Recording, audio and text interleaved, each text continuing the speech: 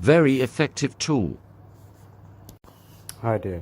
For this build, you want to use a rolling pin or a stick. I'm using a rope. What you could do is use a speaker wire. Use 2 or 1 kg weight to start off with to see how you get on. Keep the stick in front of you and roll it up to the top and then roll it back down. Have a little slight bend on your elbows. I'll leave video links to show you how this helped me. Remember, lightweight. Have the stick from your tip of your fingers from the bottom of your elbows.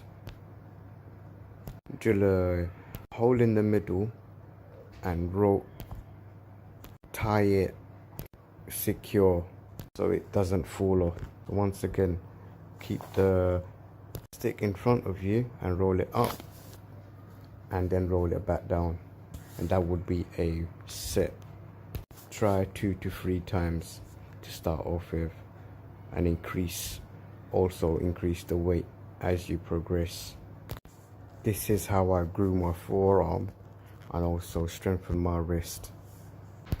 There is a actual tool which I will post. Remember, secure it tight so it doesn't fall on your foot. We'll be posting, so keep tuned. Take care. See you soon.